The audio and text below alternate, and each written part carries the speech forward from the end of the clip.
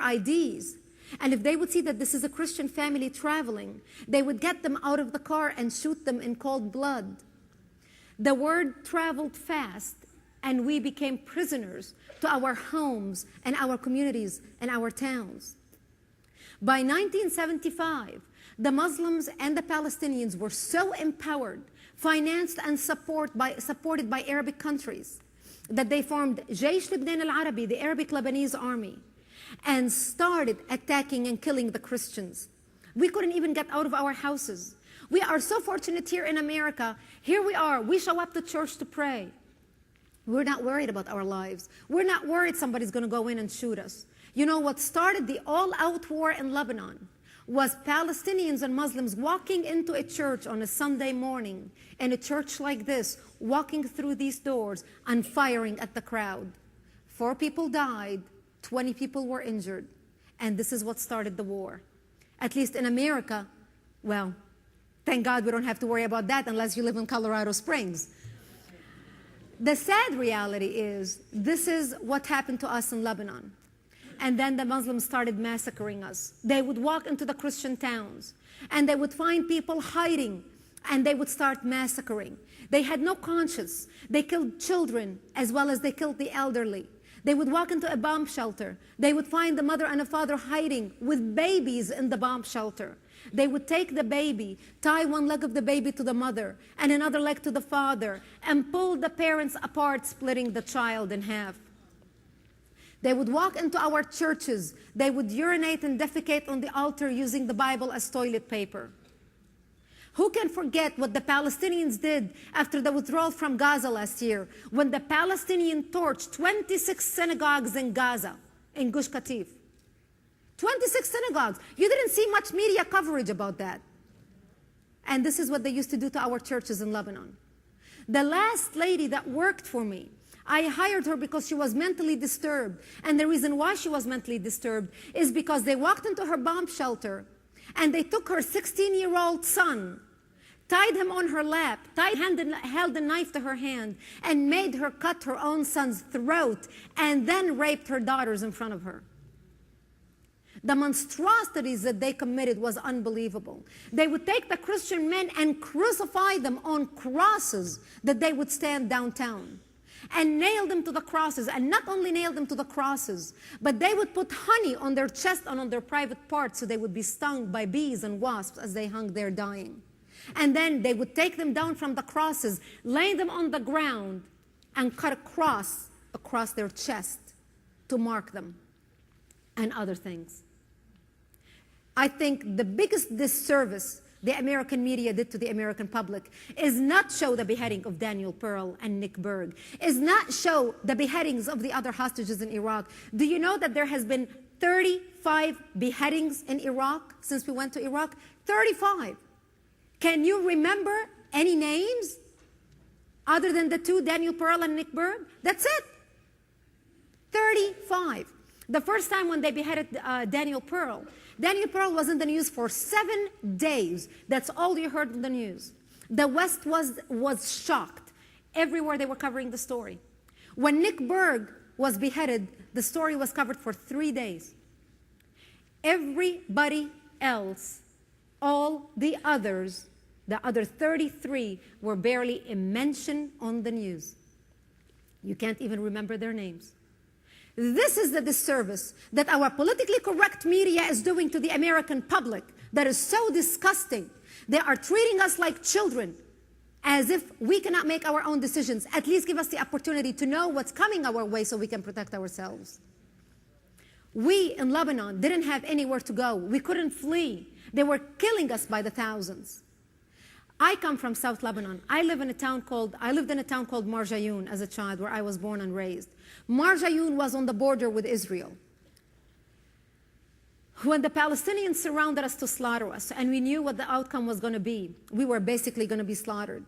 The elders in my town got together and they decided, well, we know we're going to be slaughtered at the hands of the Muslims.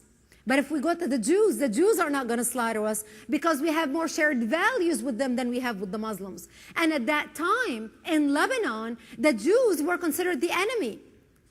because the majority of the country was Muslim at that point because of the Palestinian refugee problem. That's all you saw on the media. Israel was called Azrael. Azrael is the name of the devil. All I heard on the news when I was growing up, watching television, is the Jews are barbaric, the Jews are evil, and that the only time we will have peace in the Middle East is when we kill all the Jews and throw them into the sea. My father owned a restaurant. I would eat dinner at my father's restaurant every night, and I would listen to the conversations around the dinner table. People sitting around us. And this is what I would hear them talking amongst themselves, watching the evening news. My father had the first TV set in South Lebanon, and it was a great attraction to bring people to the restaurant. And so people came. And this is what I heard. But when push came to shove, when our life was threatened, it was the Jews who are going to help and save the Christians. We, the Christians, knew that the Jews are not our enemy. Because after all, we are Christians. We share the same Bible. But the Muslims taught hatred. The Christians did not teach hatred. So a few people from my town went to Israel and begged for help. They flagged down an Israeli patrol and they said, listen, the Palestinians are around us. They want to slaughter us. If you don't come and help us, they're going to be at your door within 48 hours. And Israel started coming in the middle of the night. And from 1976 till 1978, Israel would come under the cover of the night from 12 midnight till 3 o'clock in the morning, and they would bring ammunition to the Christian militia, our Christian militia. And they would bring food for the babies. And they would bring bomb shelters to those who did not have bomb shelters. And they would bring blankets and everything else we needed. Medical supplies. And this is how we lived. And Israel would take the Christian men who didn't know how to fight, who were not the street kids, and would take them into Israel and train them how to fight. And so a partnership, a relationship developed, one-on-one, people to people. This went on for 2 years. When we first went into the bomb shelter, we didn't realize we were going to be there for long. I remember sleeping in cardboard boxes because my father had used our bomb shelter as a storage for our restaurant. And this is where he stored the fancy wines and the liqueurs and all of that stuff. And I remember my mother and I sleeping in a cardboard box that was a box for a washing machine we got. And we had coal inside the box, and my mother laid a blanket. And she said, oh, it's only for, a couple nights, and then we'll be back home. Couple nights turned into a couple weeks. And finally, we decided, forget the box, threw the box out, and we just laid on the floor, put the blanket on the floor, and slept. And this went on for 2 years. I remember I was 13 years old. And I remember we were going to be attacked that night. And a friend of ours from our militia stopped by and he said, Brigitte, I just wanted to stop by and tell you that we heard over the radios that they are planning a big attack tonight. And I just wanted to wish you a merciful death when they come to kill us, if we die. But if we don't die, I'll stop by tomorrow. But if I don't see you, I want to wish you a merciful death. And he left. And I remember being in shock at 13 years old. And I asked my mother if I can wear my best Sunday dress, my Easter best. It was a dress that my mother had made for me, white and blue with white flowers. And I remember putting my dress on as my mother combed my long black hair that was down to my hips. And I was crying as she tied a white ribbon in my hair that matched the flowers in my dress. And I was begging her, I don't want to die. I'm only 13 years old. And she had nothing to tell me. She didn't know what to tell me. And she just stood there crying. And I remember we had a ceasefire for 2 hours. And we sat in the corner of our bomb shelter, my father, my mother, and I. And we held each other's hands and we said the Lord's prayers.